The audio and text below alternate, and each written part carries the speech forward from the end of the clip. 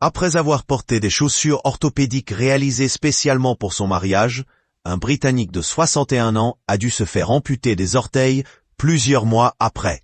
6 ans plus tard, il souffre toujours de douleurs aux pieds. Un jour qui restera gravé à jamais, mais pas que pour les bonnes raisons.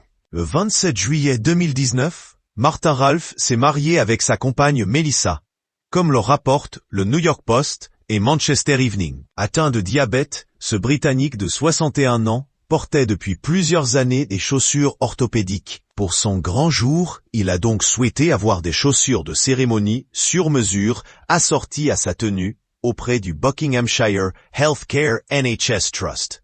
Mais une fois la paire reçue, celle-ci était trop petite pour le futur marié, qui s'est ensuite plaint de douleurs auprès du personnel soignant. Je leur ai dit, au moment de l'essayage, qu'elles étaient trop petites. J'y suis retourné 3 fois, mais la dame qui avait pris les mesures m'a dit que je n'avais qu'à les porter, pour les détendre, a-t-il confié auprès du New York Post et du Manchester Evening.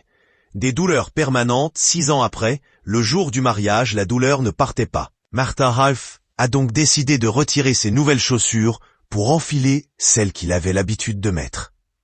C'était un soulagement de les enlever tellement elles étaient serrées, s'est-il souvenu. Si le sexagénaire pensait être sorti d'affaire, ce n'était que le début des problèmes. En effet, plusieurs semaines après la cérémonie, ses douleurs étaient toujours présentes et une ampoule infectée sur son pied droit était apparue.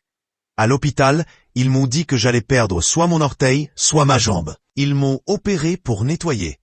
Ils m'ont finalement dit que c'était trop avancé et qu'ils devaient m'amputer l'orteil. Lorsqu'ils ont retiré la couverture, on pouvait voir l'os. C'était comme si un boucher était passé par là. J'étais en état de choc, a-t-il expliqué. Au total, le père de famille a subi 3 amputations. 6 ans après les faits, le Britannique est incapable de travailler et souffre de douleurs permanentes.